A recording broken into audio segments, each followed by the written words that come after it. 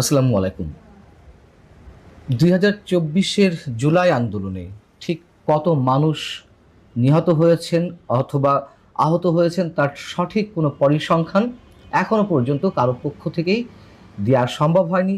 কেন দেওয়া সম্ভব হয়নি, এর মধ্যে বিশেষ কোনো উদ্দেশ্য রয়েছে কিনা এটি নিয়ে যেমন প্রশ্ন রয়েছে, ঠিক একইভাবে খোদ জাতিসংঘ নিহতদের পরিসংখ্যান নিয়ে যে প্রতিবেদনটি দিয়েছিল সেটি নিয়েও শুরু থেকে অনেক ধরনের বিতর্ক রয়েছে। এবং সেই বিতর্কের জায়গা থেকে তাদের প্রতিবেদনের প্রায় 1.5 বছর পরে এসে শেখ হাসিনার পক্ষ থেকে আন্তর্জাতিক খ্যাতিসম্পন্ন আইনি প্রতিষ্ঠান ডাউটি স্ট্রিট চেম্বার তারা জাতিসংঘের কাছে একটি চিঠি দিয়েছে তাদের এই বিতর্কের বিষয়গুলো তুলে ধরে। নিঃসন্দেহে এই চিঠিটি অনেক বেশি গুরুত্বপূর্ণ, তার কারণ ডাউটি স্ট্রিট চেম্বার সম্পর্কে নিশ্চয়ই আমাদের অনেকেরই ধারণা আছে এটি যেন তেন কোনো ল ফার্ম নয়। বিশ্বের যে কটি হাতে গোনা আন্তর্জাতিক খ্যাতিসম্পন্ন রেপুটেড ল ফার্ম রয়েছে তার মধ্যে একটি। এই প্রতিষ্ঠানে এই মুহূর্তে 120 জন বিশ্বসেরা আইনজীবী কাজ করছেন। তাদের অন্যতম স্টিফেন পাওয়েলস কেসি, তিনি শেখ হাসিনার পক্ষ থেকে ডাউটি স্ট্রিট চেম্বারের হয়ে জাতিসংঘের কাছে এই চিঠিটি দিয়েছেন একদিন আগে, 28শে মে। স্টিফেন পাওয়েলস কেসি, তার নামটির সঙ্গে যে শব্দটি জড়িয়ে আছে সেটি সম্পর্কেও আমাদের একটু বলা দরকার 30 সেকেন্ডে। কেসি অর্থ কিংস কাউন্সিল, এটি খুবই প্রেস্টিজিয়াস টাইটেল, এলিট স্ট্যাটাস বোঝায় এই শব্দটি থাকলে।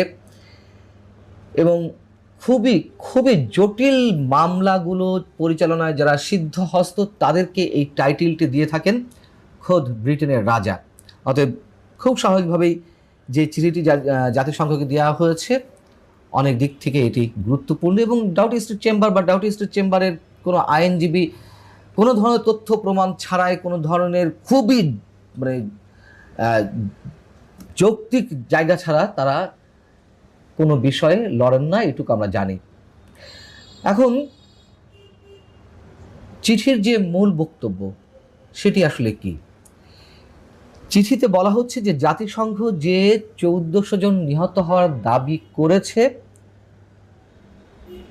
খোদ অন্তর্বর্তীকালীন সরকার অর্থাৎ ডক্টর ইউনূস সরকারের স্বাস্থ্য মন্ত্রণালয়ের যেই গেজেট তার সঙ্গে অনেক বেশি অমিল।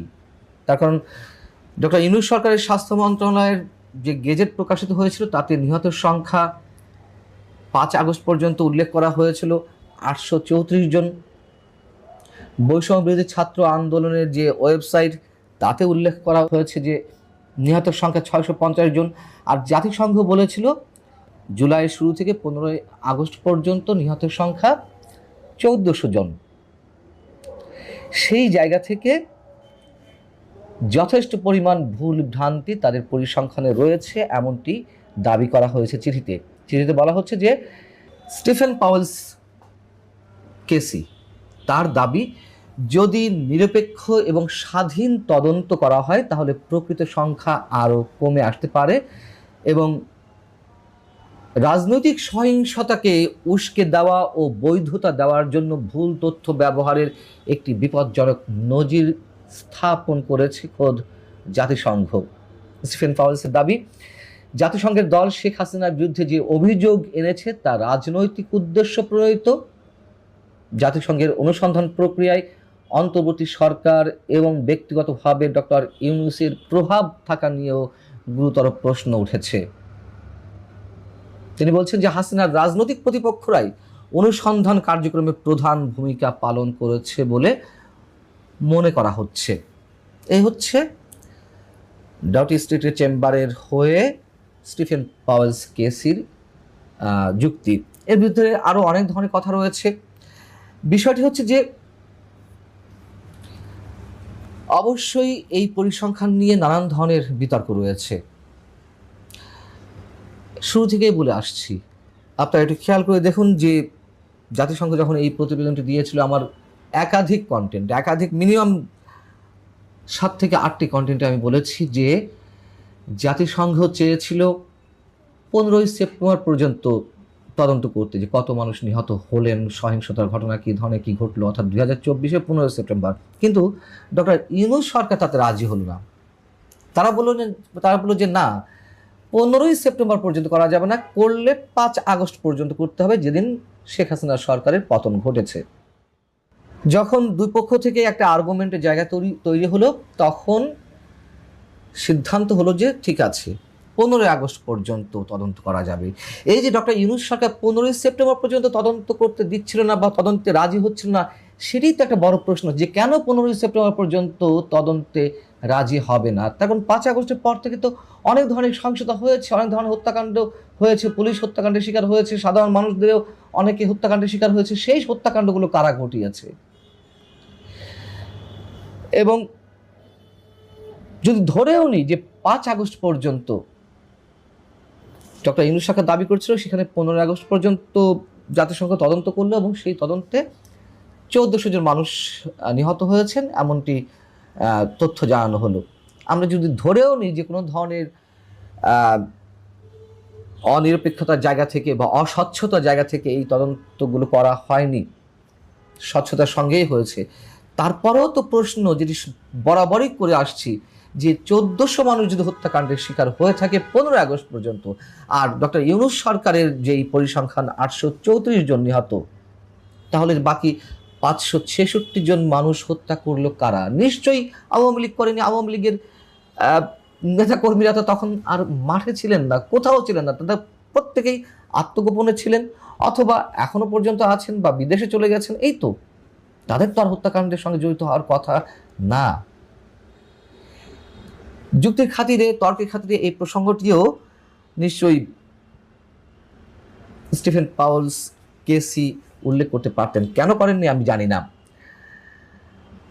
এবং স্টিফেন পাউলস কেসি একথাও তার চিঠিতে তুলে ধরছেন যে অন্তর্বর্তী সরকারের পরবর্তী মানবাধিকার লঙ্ঘনের ঘটনাগুলো তদন্তের বাইরে থেকে যাচ্ছে, অভিযোগ রয়েছে, যে কথাগুলো বলছিলাম। এবং এর মধ্যে আওয়ামী লীগের নির্বাচিত প্রতিনিধিদের বিরুদ্ধে সহিংসতা ও ধর্মীয় সংখ্যালঘুদের উপর হামলার ঘটনাও রয়েছে। জাতিসংঘের মানবাধিকার বিষয়ক হাই কমিশনের যিনি এই মুহূর্তে প্রধানের দায়িত্বে আছেন, ভলকার তুর্ক, আমরা এও জানি যে ভলকার তুর্ক ডক্টর ইউনূসের খুব কাছের মানুষ, তার সঙ্গে তার সখ্যতা অন্যরকম, এবং বলা যেতে পারে যে ঘনিষ্ঠ বন্ধু। ডক্টর ইউনূস যে প্রভাব বিস্তার করেছেন এ কথাও আমরা শুরু থেকে বলে আসছি, এবং স্টিফেন পাউলস কেসিও তার বক্তব্যের চিঠিতে তুলে ধরেছেন যে জাতিসংঘের তদন্ত দলকে প্রভাবিত করা হয়েছে। আমাদের তো এ কথাও মনে আছে যে জাতিসংঘ যে 1400 মানুষ হত্যাকাণ্ডের কথা বলছে, তা তো 15 আগস্ট পর্যন্ত দিয়েছে প্রতিবেদন, কিন্তু ডক্টর ইউনূস সরকার বা আওয়ামী বিরোধীরা তারা সবসময় এটিকে শেখ হাসিনার নির্দেশে কিংবা আওয়ামী সরকারের নির্দেশে এই হত্যাকাণ্ডগুলো ঘটানো হয়েছে বলে সবসময় উল্লেখ করে আসছে। মানে এটি তো একেবারে, যে শিশুটি কেবলমাত্র স্কুলে যাওয়া আসা শুরু করেছে তার মাথাতেও আসে হিসেবটি, যে 1400 মানুষ হত্যাকাণ্ডের শিকার হলেও সেটা তো আর শেখ হাসিনার নির্দেশে পুরোটা হয়নি। যদি তর্কের খাতিরে ধরে নিই যে সব কিছু শেখ হাসিনার নির্দেশে হয়েছে 5 আগস্ট আগ পর্যন্ত। মোদ্দা কথা, স্টিফেন পাউলস কেসি যে চিঠিটি দিয়েছে জাতিসংঘকে, এই চিঠির গুরুত্ব ঠিকই আছে, অবশ্যই আছে, কিন্তু যথেষ্ট সন্দেহ রয়েছে জাতিসংঘের মানবাধিকার বিষয়ক হাই কমিশন কিংবা ভলকার তুর্করা এই চিঠির জবাব দেবে কিনা। ডাউটি স্টেট চেম্বারের পক্ষ থেকে যে দাবিটি তোলা হয়েছে যে যথেষ্ট ভুল ভ্রান্তি বা অতিরঞ্জিত ফিগার এখানে আনা হয়েছে, সেটিতেও তারা কোনো প্রকার কর্ণপাত করবে কিনা অবশ্যই একেবারে অনিশ্চিত, যদি পর্যন্ত এখনো পর্যন্ত জাতিসংঘের উপরে প্রভাবটা ডিপ স্টেটের থেকে থাকে। এবং একটি কথা আপনাদের মনে করিয়ে দিই, এই জাতিসংঘের মাধ্যমেই তো মিয়ানমারকে কথিত মানবিক করিডোর দেওয়ার কথাবার্তা হচ্ছিল, তারাই তো প্রথমে সুরটি তুলল। ওই যে 2024-এর পরপরই 2025-এ জাতিসংঘের মহাসচিব তিনি বাংলাদেশ সফরে এলেন, ডক্টর মোহাম্মদ ইউনূসকে সাথে করে তিনি রোহিঙ্গাদের শিবিরে গেলেন, সেখানে গিয়ে বলে আসছেন যে খুব দ্রুত রোহিঙ্গাদের ফিরিয়ে নেওয়া হবে। ডক্টর ইউনূস তো বলেই ফেলেন যে এই ঈদ না হোক, সামনের ঈদে রোহিঙ্গারা যারা আশ্রিত রয়েছেন তারা তাদের নিজ অঞ্চলে নিজ মাতৃভূমিতে ঈদ করতে পারবেন। এবং রোহিঙ্গা শিবিরে গিয়েই যে সমাবেশটির আয়োজন করা হয়েছিল, সেখানেই সেই কথিত মানবিক করিডোরের প্রস্তাবটি তুলেছিলেন জাতিসংঘের মহাসচিব। তারপর থেকে তো এই করিডোর নিয়ে অনেক কথা হলো। অতএব আমরা নিঃসন্দেহে বলতে পারি যে জাতিসংঘের উপরেও ডিপ স্টেটের অবশ্যই প্রভাব রয়েছে। এবং স্টিফেন পাওয়েলস যে দাবিটি করেছেন যে সহিংসতা উস্কে দেওয়ার মতন এই যে তথ্য, সেটি যথেষ্ট কাজে লাগতে পারে। আমরা অপেক্ষায় রইলাম যে আসলে জাতিসংঘে কোনো ধরনের উত্তর দেয় কিনা। আমরা এখনো পর্যন্ত জানি না, অবশ্যই নিশ্চিত করে জানি না যে এই হত্যাকাণ্ডগুলো কারা ঘটিয়েছে। তবে শুধুমাত্র আওয়ামী সরকারের নির্দেশে, সেটা আইন শৃঙ্খলা রক্ষার নামে হোক বা যে কারণে হোক, কোনো হত্যাকাণ্ড ঘটতে পারে। তবে এর বাইরে যে তৃতীয় একটি শক্তি রয়েছে হত্যাকাণ্ডের সঙ্গে জড়িত বা